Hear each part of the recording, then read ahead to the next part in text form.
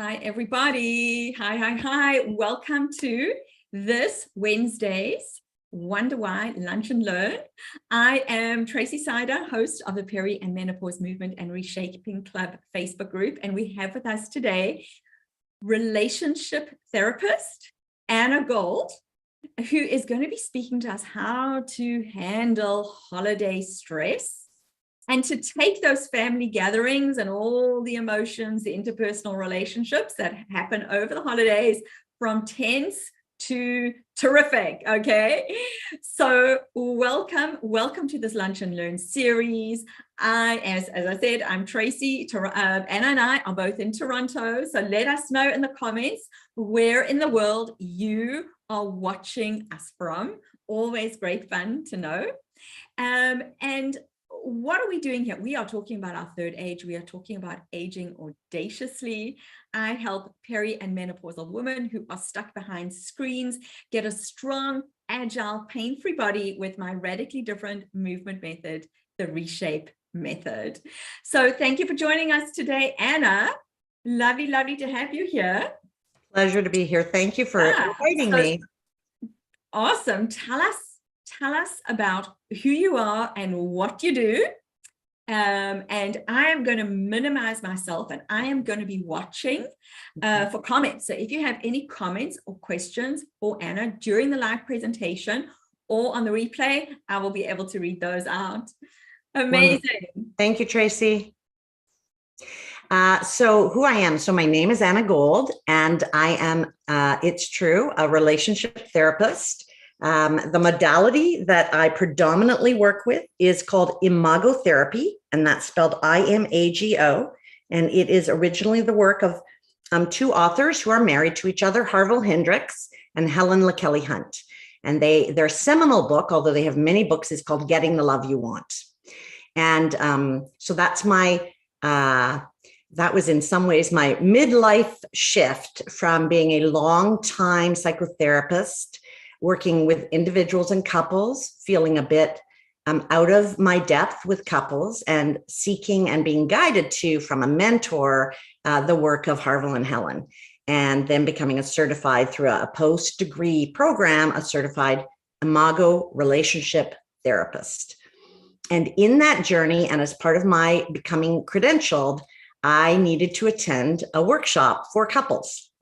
And I invited, or perhaps insisted, that my husband join me in that. And he was a willing, we call draggy, and he came along. And in that workshop, we learned a great deal about one another. And this was very far into our relationship. Our children were teenagers. We learned a great deal about one another. And we discovered that the faculty member who was teaching that workshop was also going to be teaching the course to become a workshop facilitator and presenter. And my husband at the end of that workshop found it so powerful that he said, why don't we sign up for that together?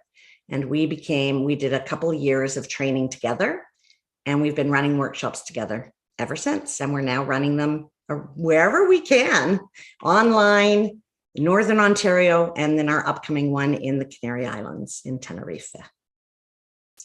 So that's a bit about where I come from. We're very passionate about this work. It's very, very powerful work. We teach couples and other relationships and organizations how to mindfully hear one another, how to speak to each other and how to be heard. Right. That is a really, really different approach. I remember I stumbled across imago therapy when I was in my 20s, and it absolutely changed my relationships. So tell us a little bit about that and what is happening with the stress and tension that builds up in the holiday season when we're kind of forced to spend time with family or friends that we would maybe necessarily be able to avoid, or just the amount of time that we're having to spend with people. Right. So I'm hearing quite a few. There's some great leads in what you've just asked, and there are a few of them. So I'm going to parse them out for a moment. And the first part is about imagotherapy and about, what is it and how can we do this? And I think an important piece to start with, and it relates both to the holidays and to who we are as human beings generally, is that we all long, our deepest longing is for connection. It is our deepest human longing. We know this. We begin, one of the great phrases or adages out of this work is, we are born in connection, we are wounded in connection, and we are healed in connection. Oh, love that. Right? And so we really, pardon? Can you repeat that? Absolutely. We are born in connection. We are wounded. And when we say wounds, we talk about just unmet needs. It doesn't need to be trauma. We are wounded in connection, and we are healed in connection. Born, wounded, and healed in connection. And the therapy piece, or even not therapy, the practical tools, some of which I will talk about today, are the how do we heal in connection? And it's by finding a way, and it's not rocket science, it's not complex. What I love about this world of Imago and what we've discovered is that it's quite simple, accessible, achievable, and it involves taking conversation, ways of communicating with the people that we care about in the world, and moving that from monologue, where one person is speaking. We know this in our relationships, right? Your partner comes home and you maybe hear half of what they say, if you're lucky, at the end of a day, right? Monologue, where we're picking up some of what's being said, to dialogue. And dialogue involves two people, where one person is the sender of information, the speaker, and the other person is what we call the receiver. And the receiver is the one who is actively receiving information. We used to call this, or some people still call it, active listening.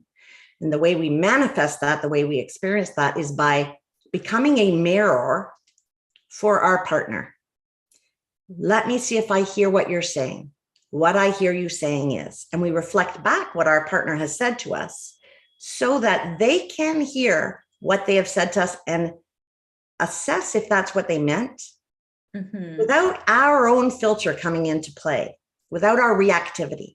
We want to reduce reactivity and increase receptivity, and therefore connection in relationships. So that's the template. And in Imago therapy, there are 3 or 4 parts to the process. You ask your partner or your parent or your child or whomever you're trying, or your colleague, to sit down face to face. But for the purposes of this talk, let's make it about our significant other. Face to face. And you say to them, can I tell you something? Will you mirror me? When we head over to your mom's annually, what I notice is that I feel put aside, or I feel like my need for a little space isn't always honored, or I get excited and I feel that you disappear sometimes and leave me a lot to carry the ball. Whatever it is that's going on, it might be positive, or I really look forward to when we're going to sit with that cup of coffee in the morning, or that glass of wine over dinner, and just share our family memories, just something. And our partner reflects it back to us. So that's the sender and the receiver. And we share some of those pieces. And then we would move into, if it was more information, a kind of summary of what we've heard, and then a validation of our partner. Well, that makes sense. You make sense. And you make sense because. And we tell them how and why they make sense to us, so that they feel seen and understood and heard. And then we switch so that the sender becomes the receiver and the receiver becomes the sender. So that's the essence of what we call Imago dialogue. And once we teach it and we learn it, we can insert all kinds of conversations into that template. So that's the first part, I think, of your question, which is, what is it and how does it work? There's a lot of theories out there, and they're interesting and complex. And what this does is distill it down into well, what do we do about that? What are we going to do about that? And we want to be in connection. We talk about the space between two people, the space between you and your partner.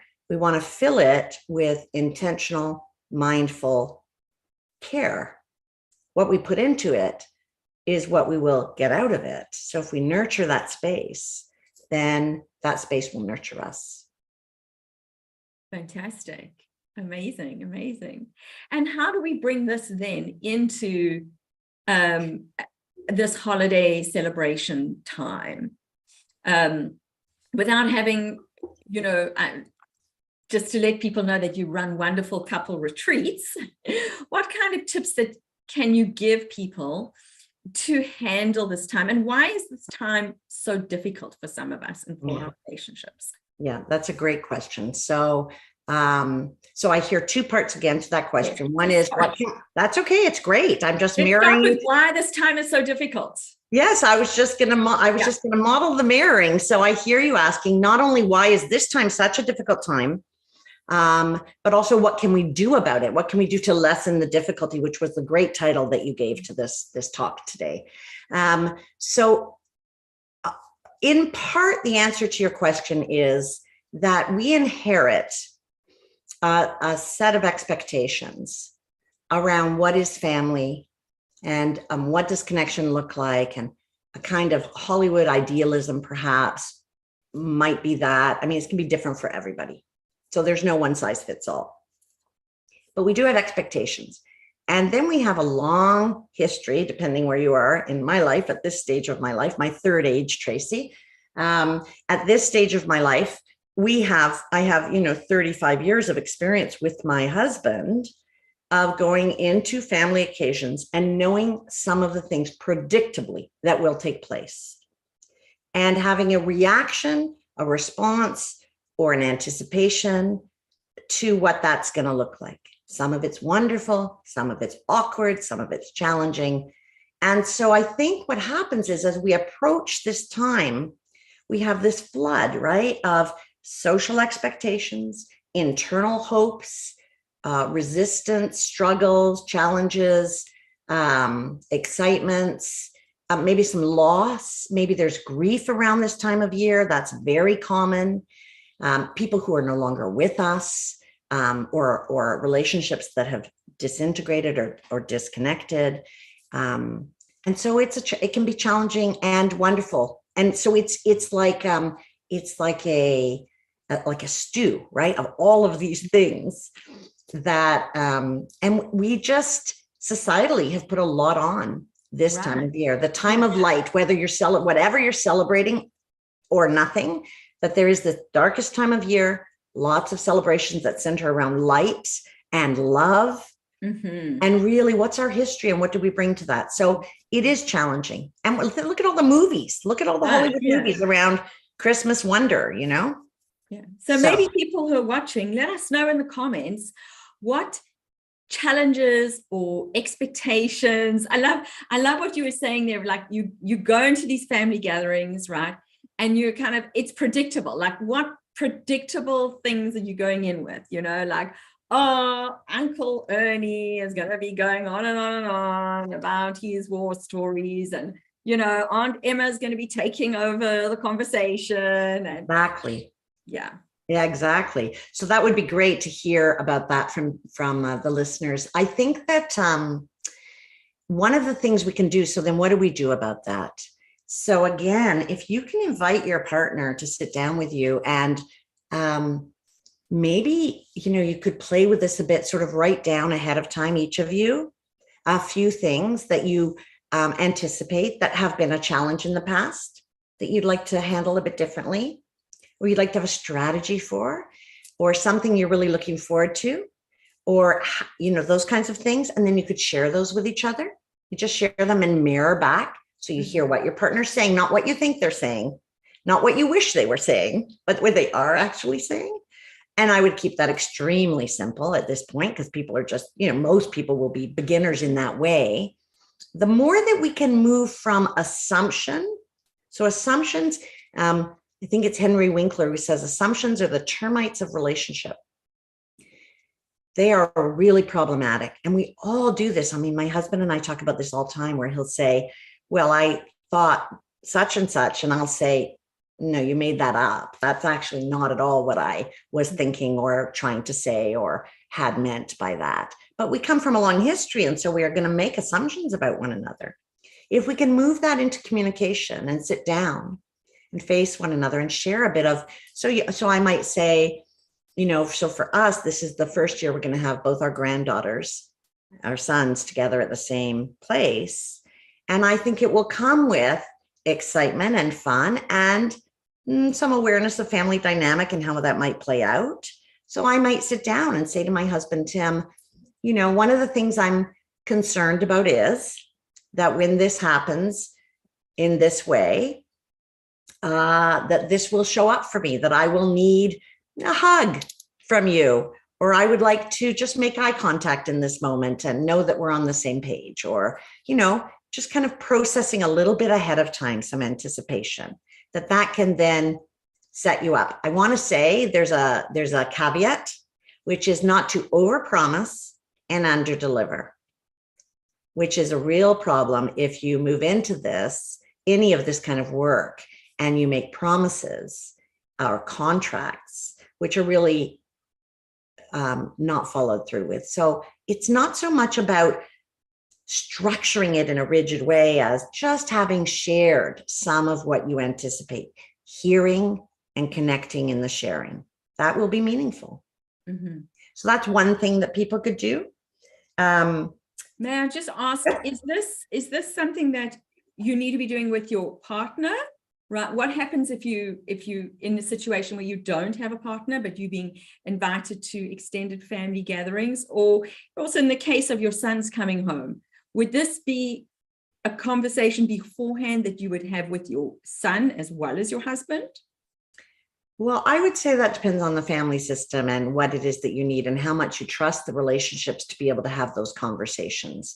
A lot of the work is self-work, so you don't have to be in a relationship to say to oneself, hey, I know that I have these kinds of experiences when I go home, and what I'm going to do is create some space for myself. So when it gets tense, I'm going to just make something up. I have to go do a bit of Tracy's workout right now, or I'll lose my day. And I've done that. And I'm just going to go in another room and do some of my monster walks and breathe by myself before I come back, create some space. So it could be a contract with oneself to just honor what's happening for you. And in terms of the other people in the family, there might be a couple of people in my family for me where I would say, hey, how when we show up, this sometimes happens. If you notice me doing this is what I'm doing. But for the most part, I would keep that for myself and just take care of it in here for me.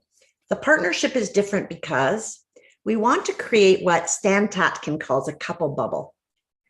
I love that term. I love it. Yes. He's written a number of books, and he's another relationship presenter, and he has a book called Wired for Love. And the couple bubble, the idea is that, we talked a moment ago about the space between. It's about protecting that space between by having one another's backs in the most simple terms, right? When do I feel like you have my back the most? And when do I feel like you have my back the most? And how can we not throw each other under the bus? Because we do. Couples do this. You're sitting around with friends or family and someone says, oh, Tracy always does.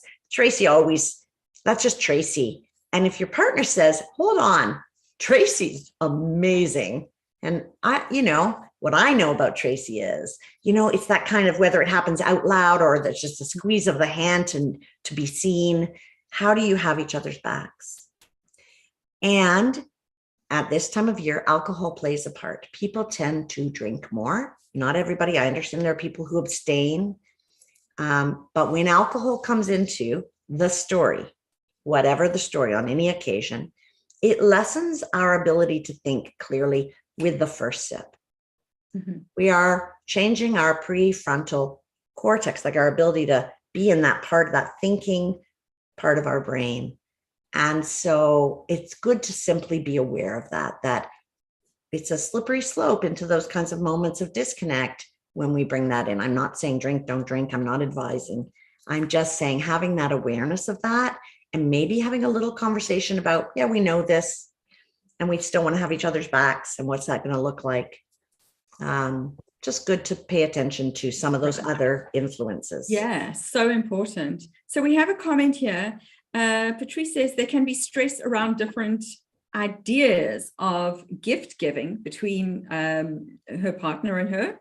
I want to give experiences, and it's important for him to have an overabundance of presents under the tree.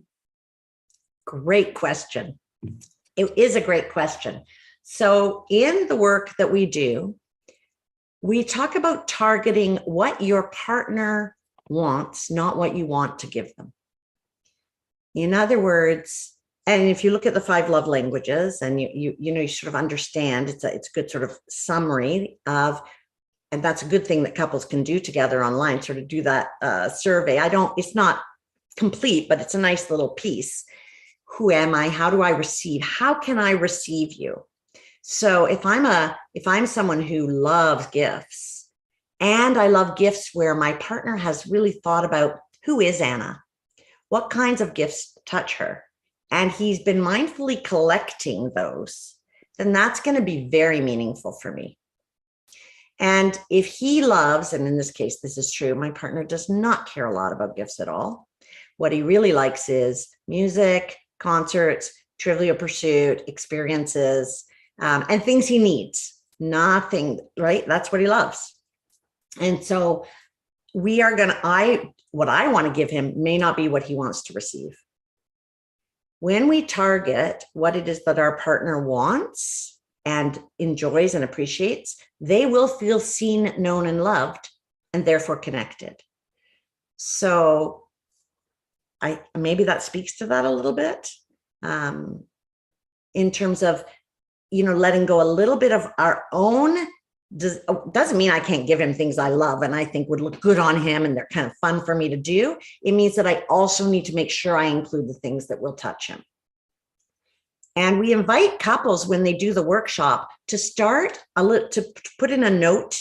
People have notes in their phones or a notepad or whatever, as they hear their partner sort of say things just in day-to-day life. You're out shopping and you just notice something and you say, oh, that'd be so cool in our whatever. And then you don't get it. And they make a little secret note on the side. And then there it is at Christmas or Hanukkah or whatever you're celebrating, or there it is at a birthday. So it's like you've been remembered. And that remembering is very deeply touching. So I don't know if that speaks to the question. I hope it does. Yeah, fantastic. Thank you. Yeah, my pleasure. So the couple bubble is one way. The other thing I would say is that there's this piece as we go into these occasions of, I don't know, I guess we could call it loyalty. So on the theme of loyalty. So I don't know, Tracy, if you have this experience, but it's okay for you to talk about your family in a certain way. But if your husband talks about your family in that way, you're likely to get a bit protective or defensive of your family. Yes. So that's this piece around kind of loyalty. And so that's another good piece to keep in mind. If you're debriefing after an occasion, can you believe my sister, my brother, did such and such? I did it again. I should have known that was going to happen. And your partner says, yeah, well, you should have known because it always happens. That is not the right response. The right response is to say, so that did happen again. That triggered you. Do you want to talk about that a bit? Do you want to tell me? Create space. Another key piece of this work is curiosity. If we can use curiosity and wonder in our relationships and in our communication, it will replace reactivity. It's nearly impossible to be both truly curious, openly curious, and wondering. And it's great. Your luncheon, this is called Wonder Why. Mm-hmm. When we are wondering and curious, it's very hard to be reactive. Yeah. If you notice the reactivity rising up in you and you take a breath and you press pause and you say, oh, that's interesting. I'm feeling reactive. And instead of spending a lot of time moving into it, we say, can you help me understand what's going on for you right now? Because I'm feeling reactive, but I feel like there may be more to this. Mm-hmm. Something will shift. That will be a shift. It'll be a big shift for many people. Right. Yeah. Yeah. We talk about in this work archetypes.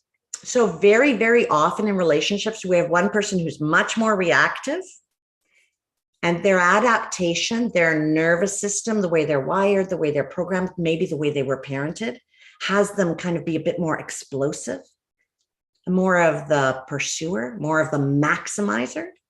And then we have the other person whose adaptation, nervous system, whatever it is, parenting, childhood experience, may have them be more of a kind of retreater, minimizer.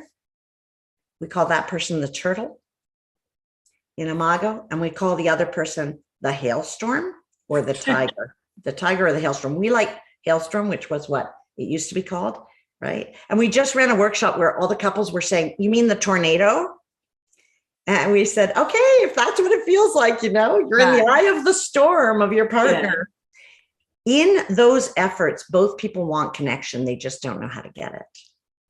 And if we can settle that down and bring them into these conversations that are mindful, and dialogue is a mindful conversation, then that dynamic will start to shift. Right. It does seem like this approach really, I mean, it requires vulnerability to have the courage to say what you're really feeling, or even to acknowledge what it is that you really it really does. And some people can't get there without help. Some people really need the guidance, either the workshop or to find an Imago therapist, or to read the book, or to look at the resources online and practice, or to find their own therapist. Mm-hmm. But if we understand that the core piece of this is that our relationships, when I said at the beginning, we can heal in relationship. The premise of this is that our significant relationship is our best opportunity to heal. It's a really cool concept that with my partner, when he sees me and loves me and hears me and knows me, that will heal all kinds of pieces of me that didn't have that experience thoroughly in my childhood. Even though I may have had a secure and loving childhood, he's my best opportunity, and vice versa. Does that make sense? Yes. Yeah. And so when you asked that question, you asked something earlier that ties into that. And I can't remember, but it's like we can provide that for one another in a really meaningful way. And it does invite us into a kind of vulnerability. But we know that if the old way wasn't working and we want to keep doing that for the next 30 years, then, that's one option. Or we can try something different and see how that feels. There's always going to be a balance of risk reward in everything we do in our lives. And we know from experience that couples find this work very rewarding. They feel seen and known in a way that they haven't previously. And they tell us that. It's very moving. It's very moving. Right. Amazing. So the first strategy is to create this couple bubble, right? And to come into these family events with that couple bubble in place. The second one was loyalty. Are there any others? Yes. And the loyalty, just to reiterate, that is to get curious and open to your partner's experience rather than jumping on board with their reactivity to something in their own family system. Yes. So, and yes, there's a strategy of pre-planning where the triggers might be by sharing them with one another, hearing them, just bringing them from under the surface to the surface. So from unconscious to conscious. The more we can bring the material to consciousness, the more we're going to be able to work with it. So if we sit down and we talk about it, even the act of just writing down, what are the 3 things that I think are going to bug me? And what are the 3 things I think that are going to be potentially quite positive? We're bringing it to the surface, sharing it with our partner as our friend, as our other person in our coupleship, and being heard and seen, and then hearing and seeing them in turn.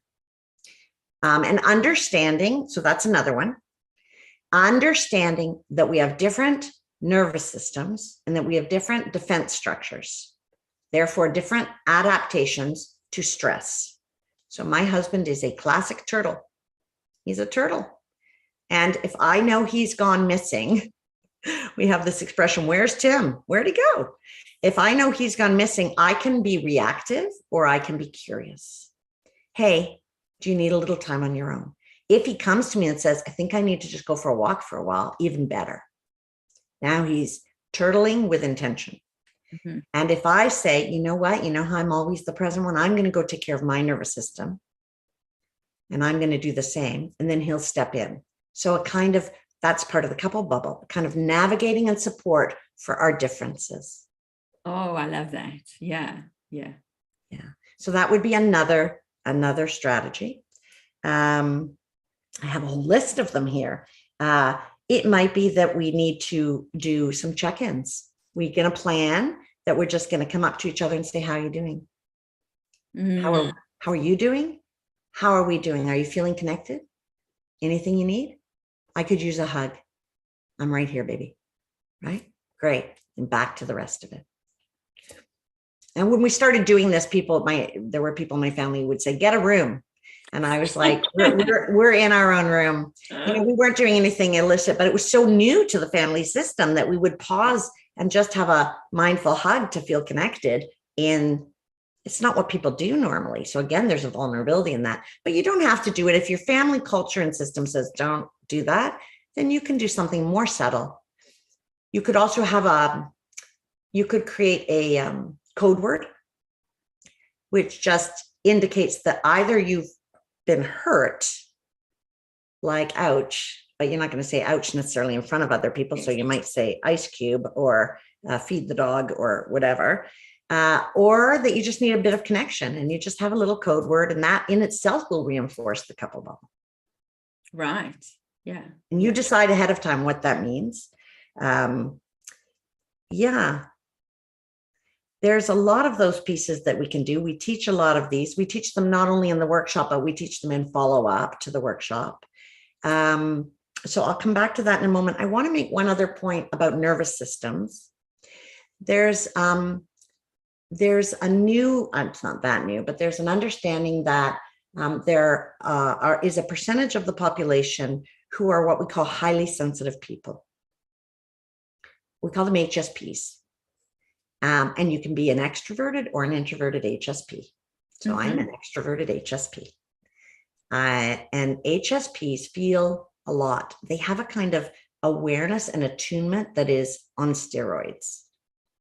To sound, to smell, to other people, to mood, to where people are sitting. It's a lot of work. It's both a superpower and a real challenge.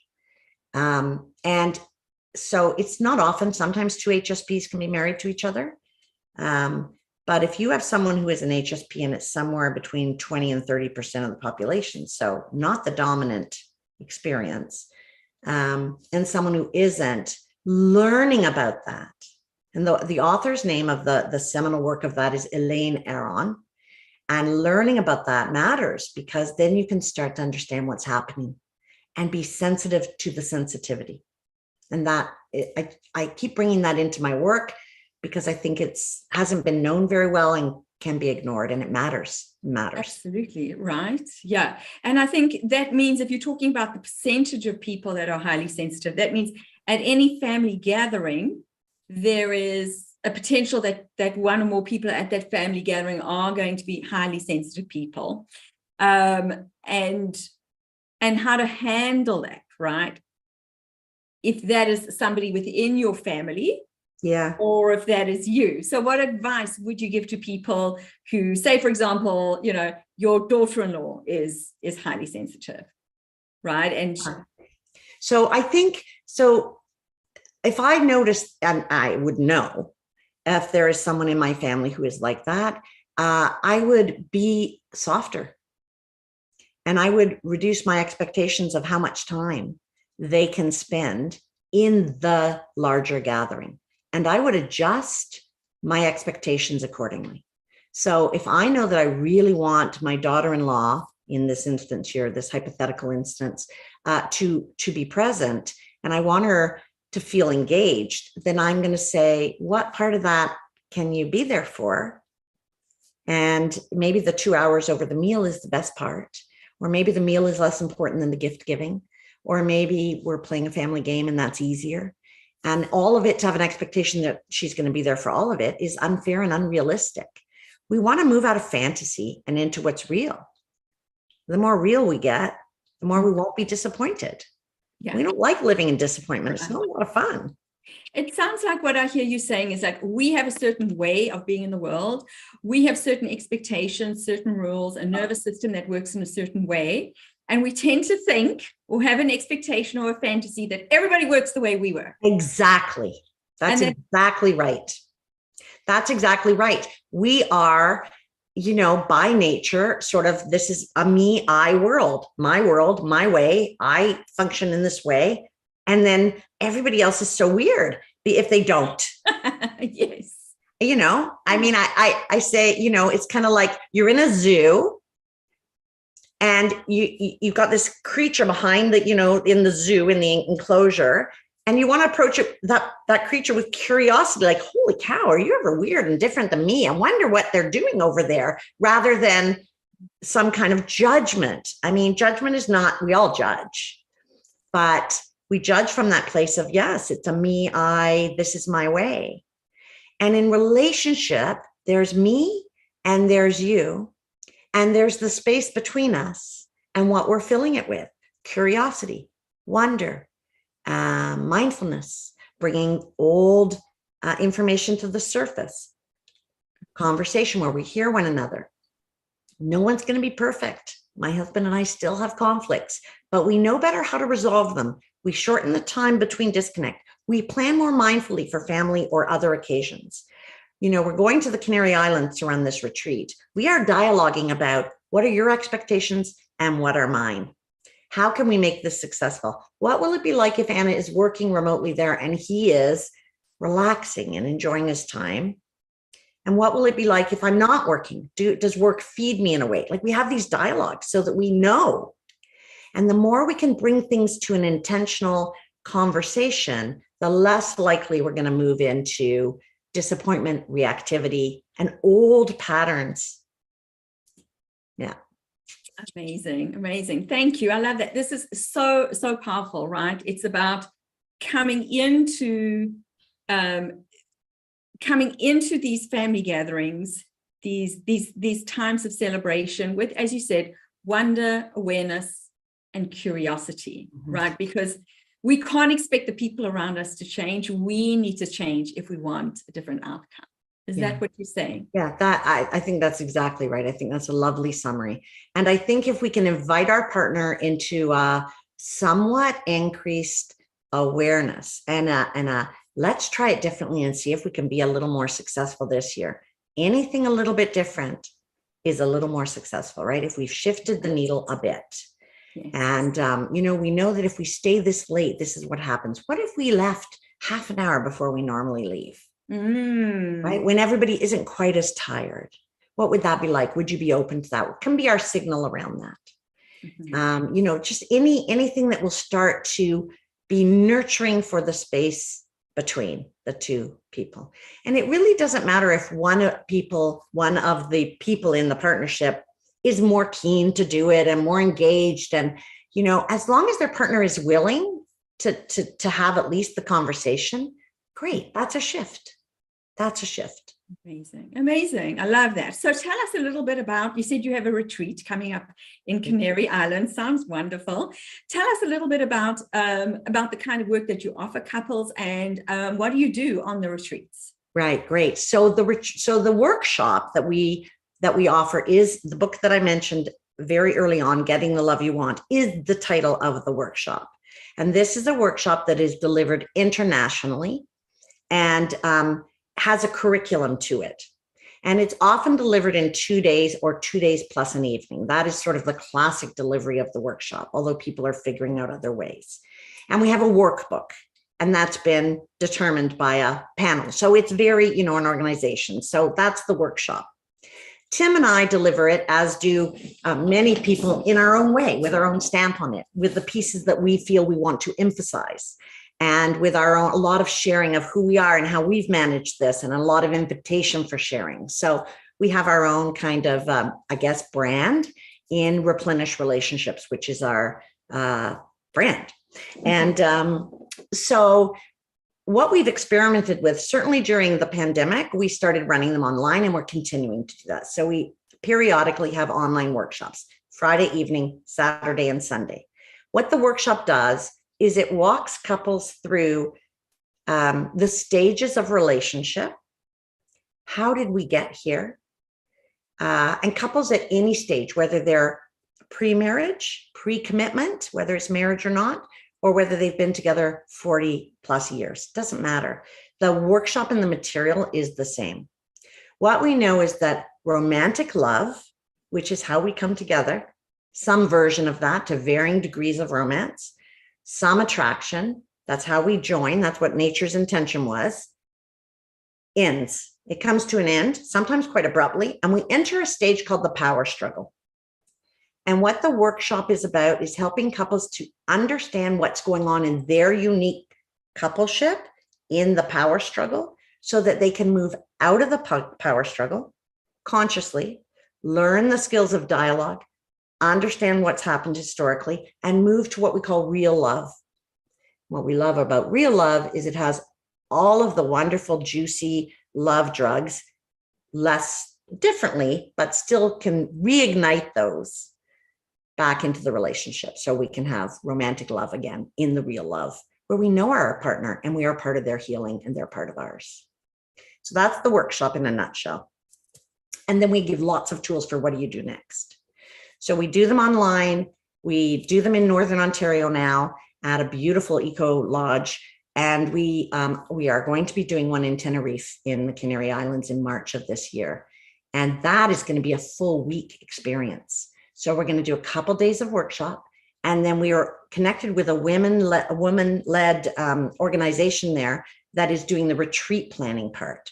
We have a beautiful accommodation overlooking the sea, and then we'll have a day of touring, and there's so many options of things we're going to do. We're going to have some cooking. We're going to be fed beautifully. We're going to hike. If people want to hike, there'll be yoga, and we're going to extend it so it's intermittently interspersed with experiences of what they call apparently the land of eternal spring. So that's the Tenerife one. And there's only room for 6 couples in that one. That's going to be a very small, intimate. And did you say you have a special offer for people who contact you via me? And absolutely. So not for the Tenerife one, because at this point, but for the online one, and our next one is February 10th. So we always do one around Valentine's Day. We are offering anybody who contacts us, having said that they've watched this piece or connected through you, $100 off. So that's Canadian. We price these at $900 Canadian, the actual 1 weekend workshops. And and so we're offering $100 off if they come through you for the February workshop. Thank you. That is wonderful. As you're talking, I'm just having throwbacks from when I read Getting the Love You Want, like way back in my 20s. And I'm just getting this memory of the part of the book that really, really struck me was that he was saying that we often are drawn to people and get into marriages and relationships with people. And correct me if I'm wrong, if my memory is getting the better of me here, that kind of that have in us that have qualities that we want or that we feel we lack in ourselves, and that it's those very things that drew us to our partner that we land up like not being able to bear about our partner. That's exactly right. That's right. That's exactly right. That's a very, very seminal piece of the work for sure. Yeah, it's ironic, right? Because when we first meet, yes, we idealize in some ways, and we're on those great love drugs, and we're getting dopamine hits, and it's so much fun. But then some of those very things that we were attracted to become our nemesis, right? Like, oh my God, that drives me crazy in my partner. And yes, often that's a part of us that we haven't explored, or we could call it a lost part of us or a repressed part. And that we can't really tolerate it. And so they become a mirror for the parts of us that we need to explore and bring to light. And again, an opportunity for healing, but we need it to be conscious, because if it's operating unconsciously, we will stay in power struggle. Yeah. And we know what the end of power struggle looks like if we don't bring it to consciousness. Absolutely. It's not pretty. Yeah. And I think, if there are any people who are watching, if that is resonating with you, that idea, right? Maybe we could do another talk on this. Absolutely. I can talk about this. I love this work. And I love how we had a couple come to a workshop once who said, wow, we are now able to metabolize our concerns or disconnects with ease. Right. And I love that. And so absolutely. Because I think especially in perimenopause and menopause, when those hormone changes are happening, absolutely, right, it becomes harder and harder. And I see in many of the big menopause groups, there's a lot of complaining about our partners, which is really understandable, because we actually are losing the hormonal tolerance. There's certain things about estrogen that make us maybe more tolerant of things that we would have been before. And so I do think that all these issues, these imago-based issues, start to come to the surface. Absolutely. So let me know in the comments, of this LinkedIn or this Facebook, if you would like Anna to come back and talk more about that in the new year. That, or about what would you like? What would be helpful, right? Around this, I agree with you. Yeah, it'd be really interesting to see what people would like to hear about. And our anxiety increases, right?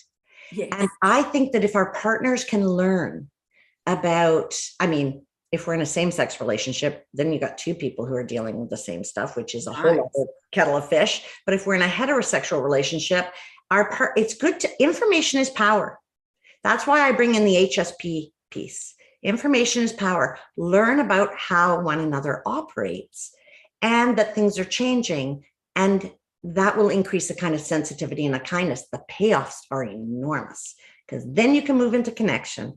Connection is what we all long for. Beautiful. Well, thank you so much for coming to chat with us. My pleasure. Today.